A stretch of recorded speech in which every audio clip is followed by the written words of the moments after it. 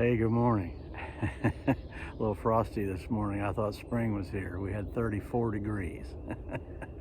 But I'm out walking, the sun's out. It's a beautiful, beautiful morning, and I love the woods, the sanctuary. Got to find your sanctuary. Yours might be different, mine probably is. But you got to find your sanctuary to quiet your heart and hear from God in these troubled days. So these are critical days. It's interesting all the things that are happening around us, signs of the times that we live in. So important that you have your steal away time, even if it's 20 minutes. Make it happen. Some people get a little dry in reading and devotionals and they want variety. I had a wonderful young man ask me a couple of weeks ago. He said, "Hey, what do you do on your devotions to kind of keep variety?" And some people use these short videos and then just think on them through the day. And I'm not saying that to promote the videos. I'm just saying that you need some word from the Lord, and it's our desire that it always be that. On these videos, and kind of lately been doing some shorter ones because I know people don't have a lot of time, and it's spring and the season of the year too. That makes a difference. But you know, I don't just draw an outline. I've preached long enough. I was preaching in my early 20s. I probably shouldn't have been, but I was. And so I've been preaching for a long time, and I'm almost 70. I've studied the Bible enough that I can make an outline from about any parable, but that's not what we want to do. We don't want to be informative. We want to be anointed. Does that make sense? We don't want to be informative. We want to be anointed. Heard a saying years ago that's powerful. It says there's two types of ministers, two types of speakers, preachers. Men who look for something to say, and men who have something that must be said. Wow. I want to be that second guy. But your devotional time, don't be afraid to use a video from time to time. From time to time, we certainly rooted in Scripture. I got an important question for you. I'm not going to talk very long, but I got an important question for you. I mean, a life-changing question, a window into your heart. And it's found in 2 Chronicles chapter 1, 7 through 12. I was reading that yesterday, and God spoke to me and said, make a video on that. 2 Chronicles 1, 7 through 12. Don't have a Bible out here with me, but I'm going to tell the story there. It's a powerful story. King David, awesome man after God's own heart. Also a man that made some very critical mistakes and found redemption was real and that God was a forgiving, merciful God. But David wanted to build the temple. And the tabernacle had moved from place to place, as you probably know if you know a little bit about the Old Testament. But he wanted to build a permanent temple. And God told him, no, you're not going to build it, but your son will, Solomon. And that's a beautiful story there in 1st and 2nd Chronicles. If you want to really have some good reading, here again, there's a good place to read. That's some great stories. And there'll be some lineage and names listed in there, and you can move along through to the stories. But there's some powerful stories in those two books, 1st and 2nd Chronicles. But in 2nd Chronicles 1, 7 through 12, Solomon, David's son, had become king. And God made him an offer that just knocks me out of the saddle. He made an offer. He told Solomon, in order to equip him, but I don't think that was the big reason, in order to test his heart. Was he like David? Was he a man after his own heart? Of course, God knows our heart, but he'll test us for our answer and to make us look at ourselves. And I'll not go into that, but that's interesting too, how God will bring things out that in his sovereignty, he knows, but he wants it to come out, okay? He said to Solomon a powerful thing. He said, you ask for something and I'll give you whatever you ask. And that's found in 2 Chronicles 1, 7 through 12. You tell me what you want, I will give you whatever you ask. And Solomon said, I'm paraphrasing, give me wisdom that I may know how to lead your people. Wow. Give me wisdom that I would know how to lead your people. The God of the universe that said, let there be light, and the sun appeared. And there's still millions of light years, they say, in the sun. And he just said it once. Said, whatever you want, you ask. That tells me right there that he trusted. He must have trusted Solomon. And that's a message in itself. And I want to be trustworthy. I want God to be able to say that kind of thing. And in fact, I'm going to put a parenthesis in here, just a brief parenthesis. Imagine that. I had somewhat of an offer.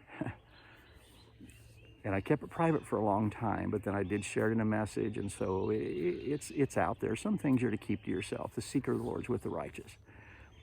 Well, I went to Colorado in 2011 to fast and stay at the James Cabin at Praise Mountain, 40 miles from Colorado Springs.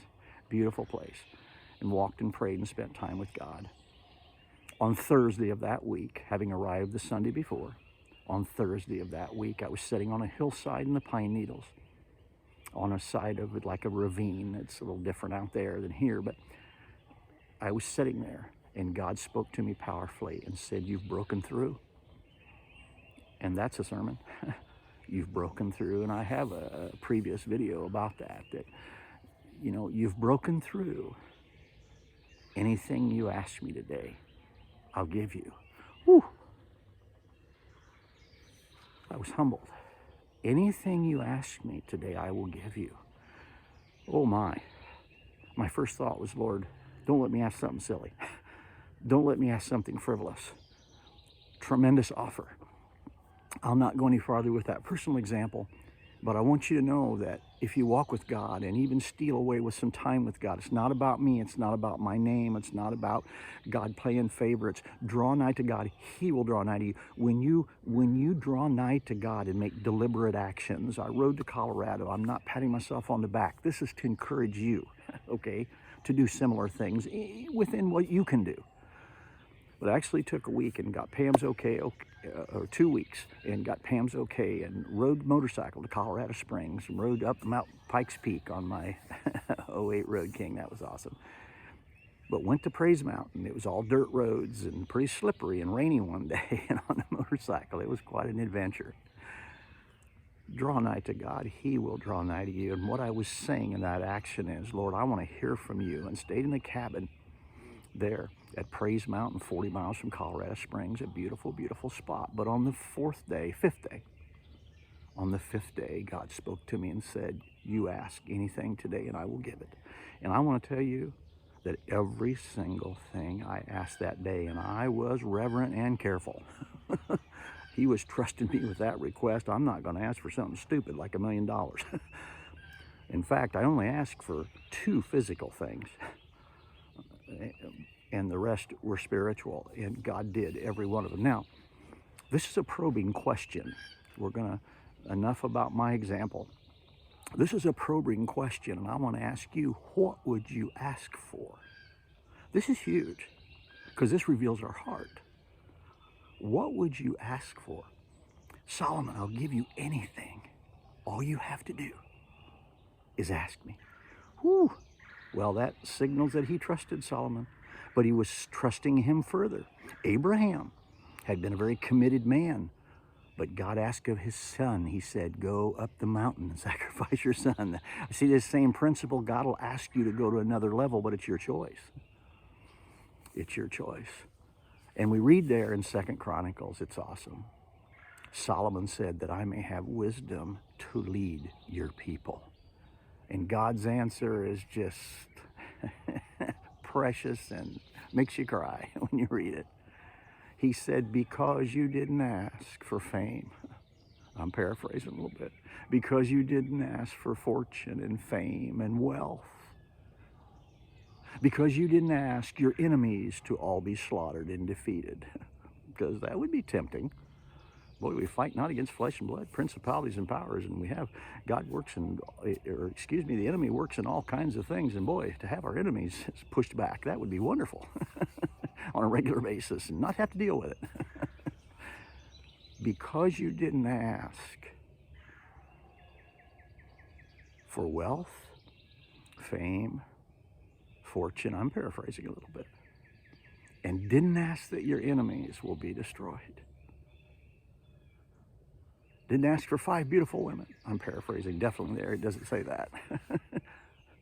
Didn't ask for anything like that, but rather you ask for wisdom to guide my people. I am going to give you everything. See the consistency in Scripture? Got a video I'll be posting shortly. Delight yourself in the Lord who you desires your heart. What is your heart's desire?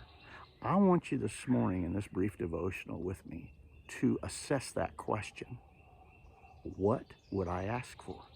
It's a window into us. Because, Solomon, you didn't ask for fame and fortune and pleasures, and you didn't ask for any of that. But rather you ask for wisdom to lead my people. I'm going to give you everything. And we know the end of that story. Solomon became the wisest man that ever lived. And of course, the book of Proverbs, we love. And he had wealth and fame and was the most famous king of all time. And we even use in slang statements, living like Solomon, And he did build the temple for the Lord. Those are wonderful passages if you read there in 1st and 2nd Chronicles. The message for today is, what is your answer to that question? I will give you anything. What would you ask for? That's a window into the heart. I often, when testing a leader and someone that maybe wants to be mentored, I will test some things. I'm going to talk about this for a minute because I think this is important. I think in choosing your friends, this is important, Christian. I think in choosing your friends, this is important. Windows into the heart. What do they cry about? What makes them cry?